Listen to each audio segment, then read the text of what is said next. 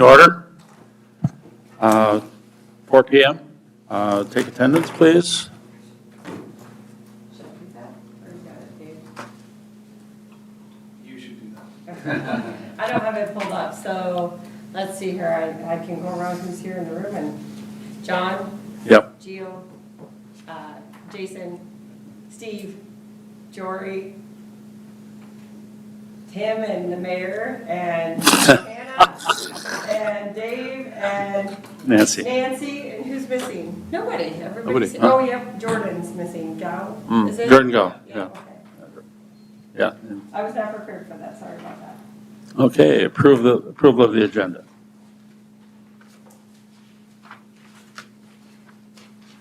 Questions, comments? Second. All in favor, say aye. Aye. And opposed, same sign. Motion carried. Approval of minutes from the last meeting. That TV's not on. It's on. No. Aye. Yeah. Motion first? Oh, I have a motion. Yeah. Oh, that's fine. Motion to approve the minutes.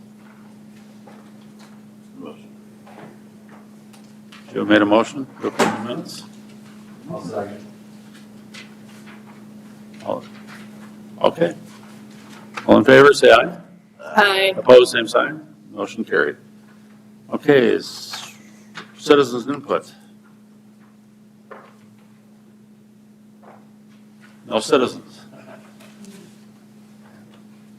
All right, next item on the agenda, discussion on the Corn Palace seat replacements. You want me to start? I seem to know a lot about Yes, this. I think you've been. Okay, so if you guys want to check out all the seats, they're over there in section B5, B4 or B5, right next to the stairs that go up into the auditorium on the east side. There's 3 chairs. Basically, it'll come down to, I think, the top 2 chairs. The first one that's in the very front, there's three new chairs.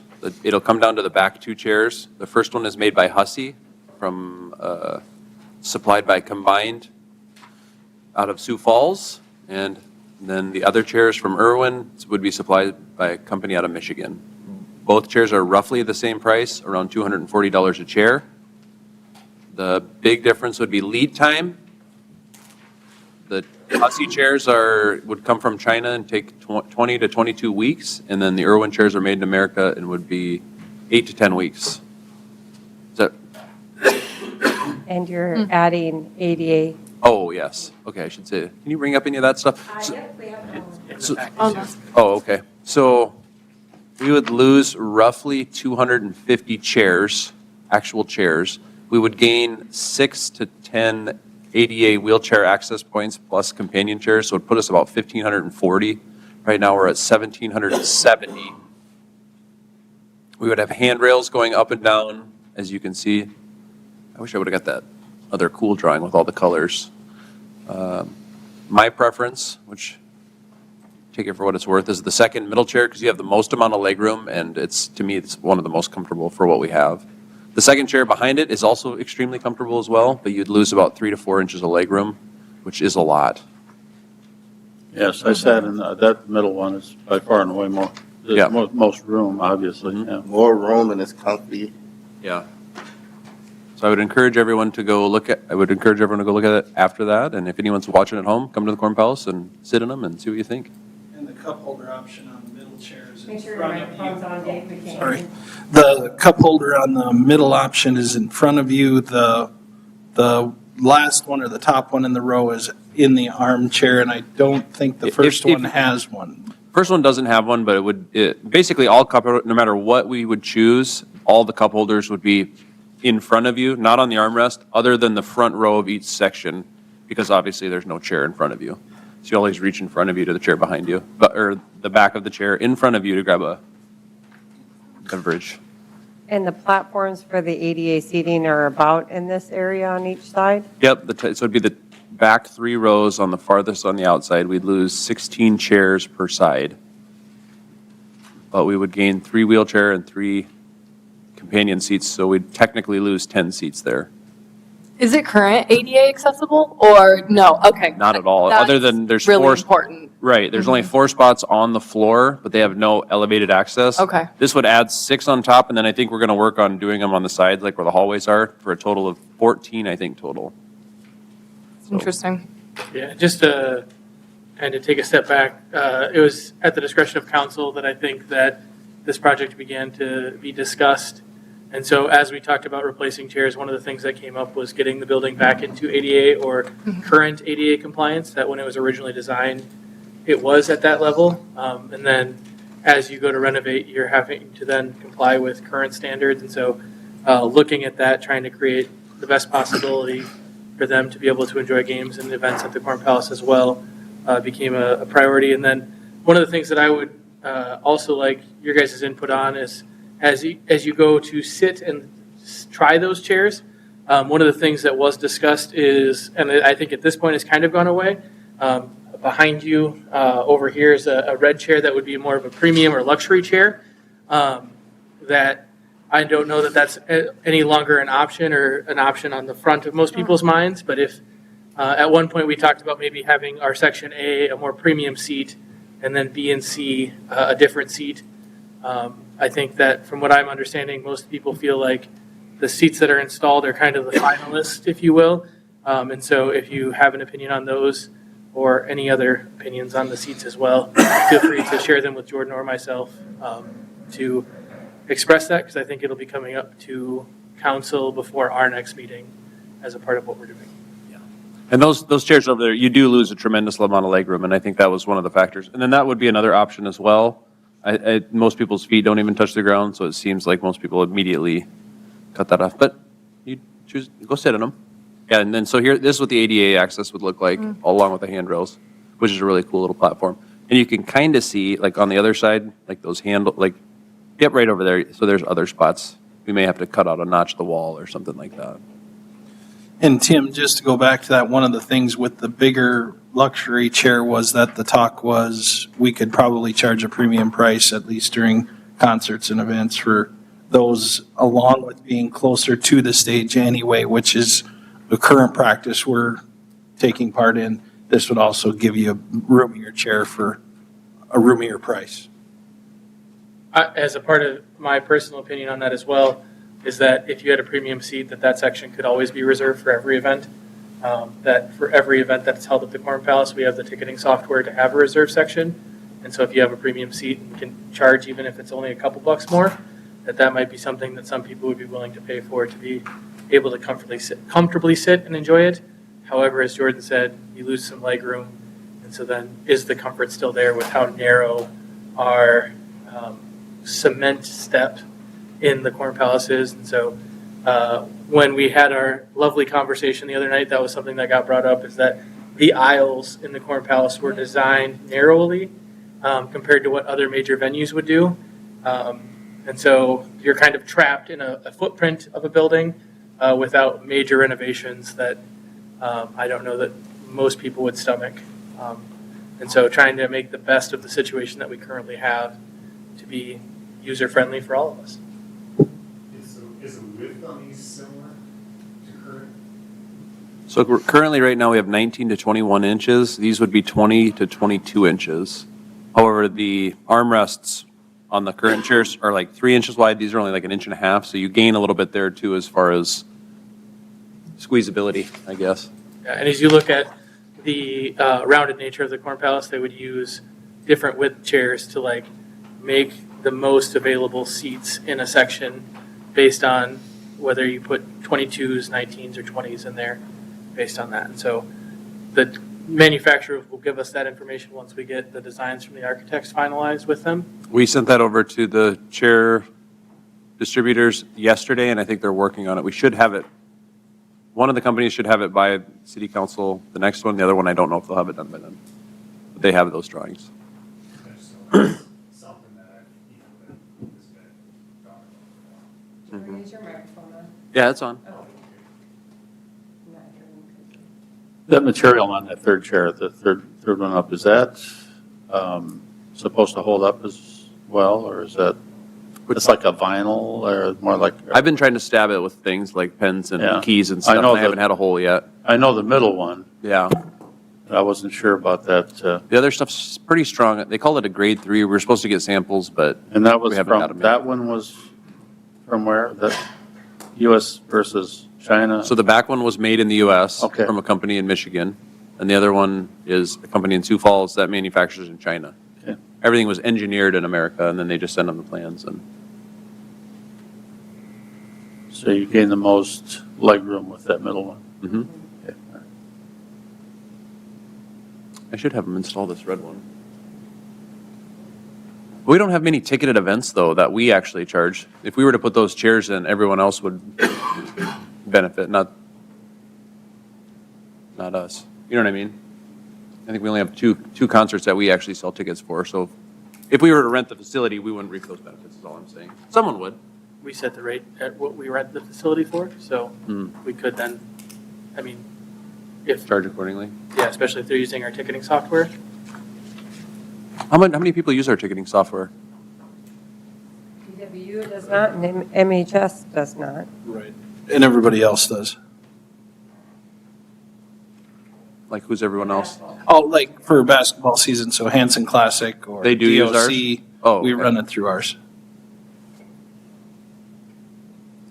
Dave, can you have someone install that red chair, just so we at least know? I will. Okay. You will? You'll install it? Sure. All right. That's all discussion we have? That red one looks like it would rip quite easy, though.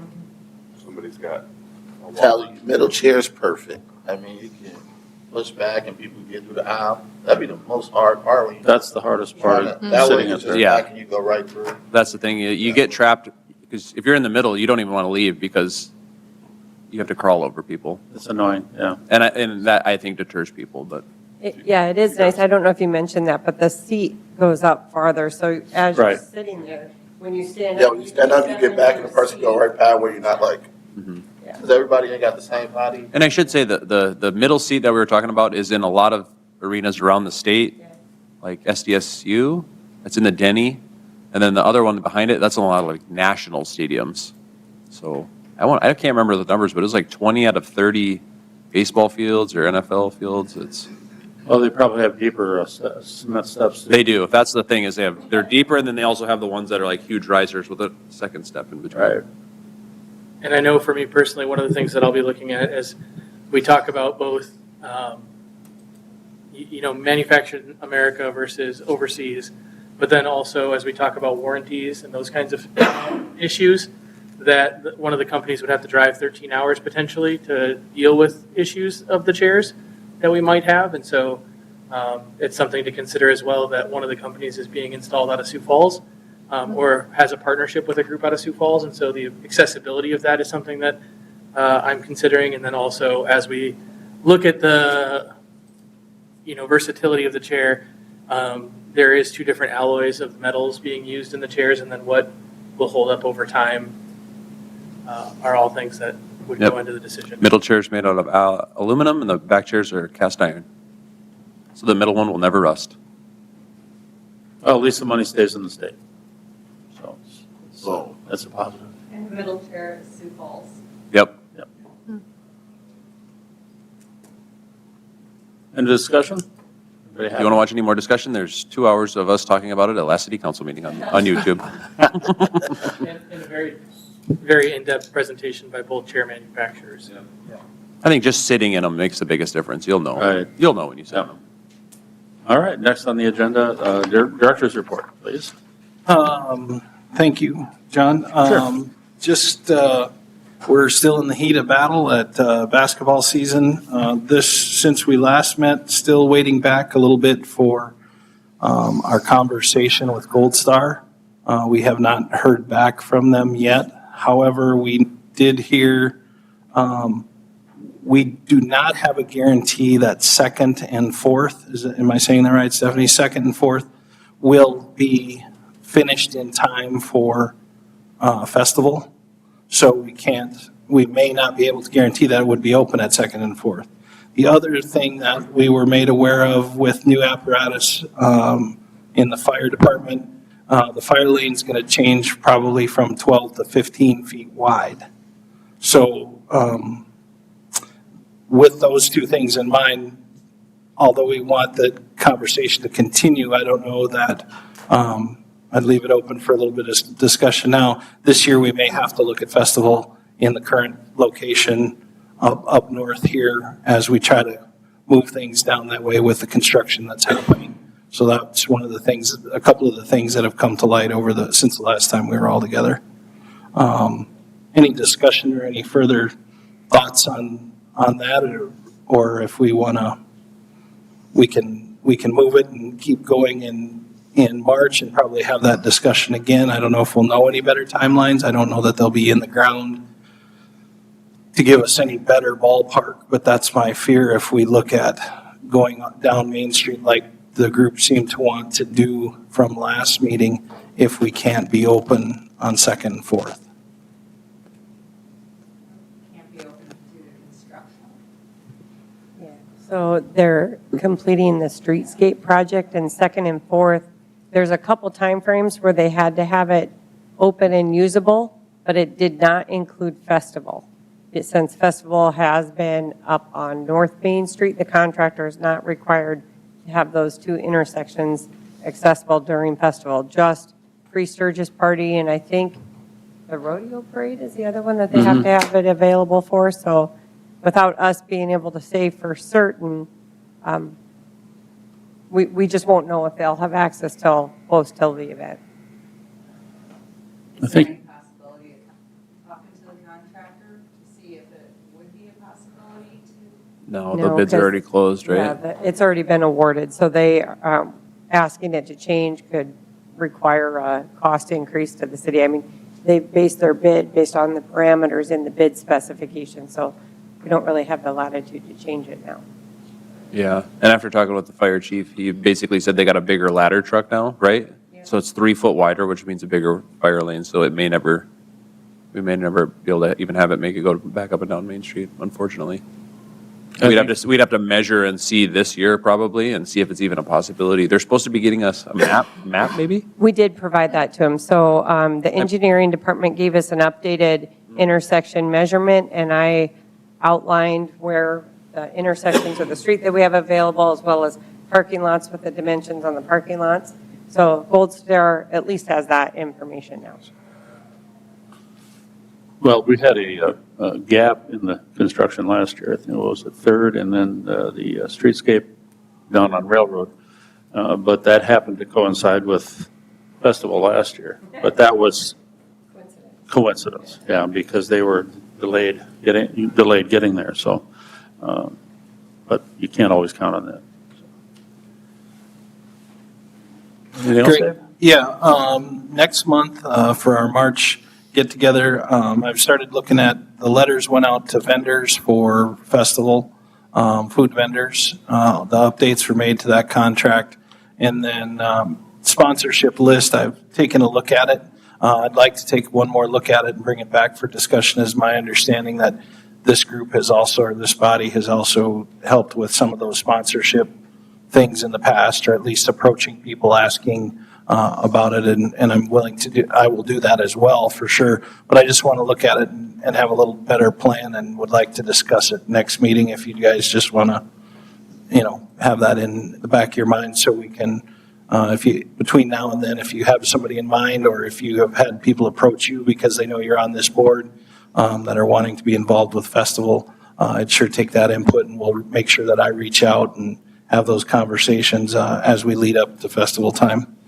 The other thing we've been doing is, or I've been doing, is looking at some of the documentation, reviewing some of the contract stuff. There's maybe a few things Justin and I are talking about, which is really just update materials language. So I'll bring that back before you in March again, and that would be more 2026 kind of information. But since I had the contracts out and was looking at them, one of the things this group did is looked at rates, and there's maybe another rate discussion in there. If I take a closer look at it, I'll get your opinion on what we need to do there.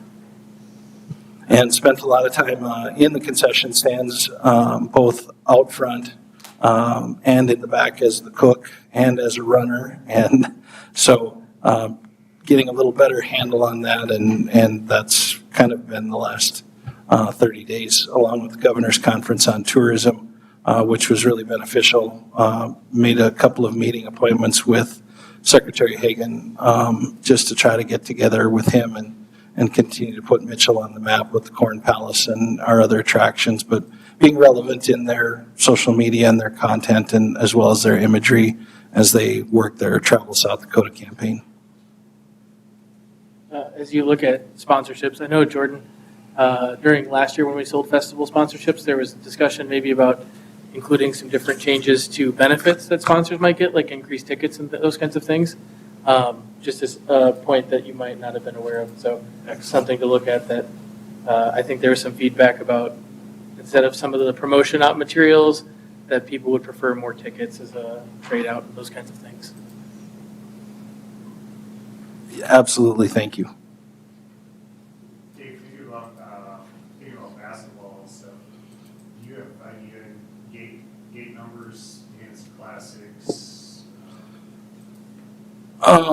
The gate number, I have that, and I don't know that I can tell you right off the top of my head. I think it was up slightly for both, but we also, I noticed they had a growth also in their pay-per-view. But the live ticket, there you go. And that went up for both their girls and the boys. DOC was more successful this year, and I'll try to provide that number back in March when we have a little. But DOC was really, really good. That board did a heck of a job this year and was really well organized. I think they had more participation, lots more activities for students. In fact, they have something called hand games. That was on Friday, and they must have brought 12 busloads of kids from across the state that paid their normal gate price, and then we're up in the Armory all day long, play junior high and senior high level hand game championships.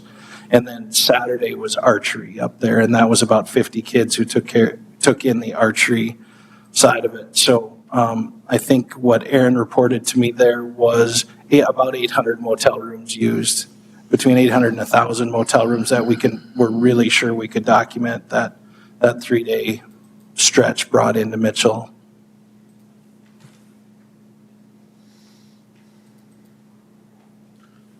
So carnival wise, we're just going back to that, the layout for that, we'll wait for some further response from. Yeah, I think that as soon as Gold Star gets back to us, then I think we'll have a little better feel. But I think we'll probably have to continue our discussion even into 2026 with a 2025 at least initial plan being that we stay on the north end based on the construction. I would say most likely we're going to end up with not leaving where it is for this year, yes, but that's pretty sure that's where it's going to end up. Yeah. So we don't have to make that decision at this point, I don't think. No. But, okay. I think if that's the case, we need to start thinking about, trying to at least address some of the concerns, from the congestion to the seating to, those things. Even if it stays where it is, right? Should make it as good as possible. Yeah, I think as a group, we need Yep. to start thinking about, okay, plan B, then how can we make that, right? I agree. It's Dave's first year.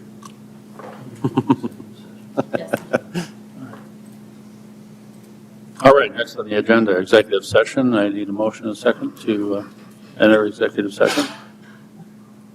So moved. All in favor? Aye. And opposed, same sign. Motion carried. Been great having you. Thanks. Are you guys gonna talk about anything else once that's over?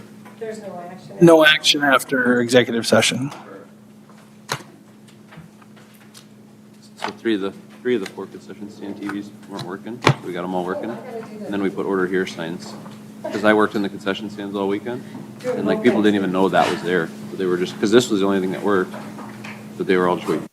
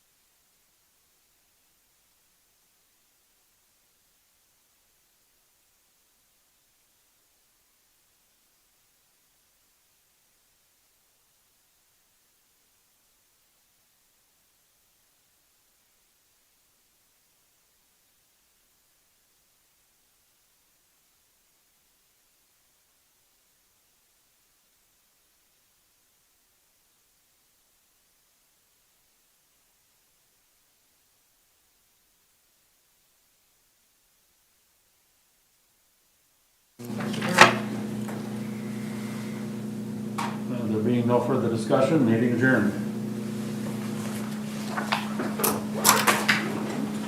Oops. Thought I had it on. It's not. Meeting adjourned.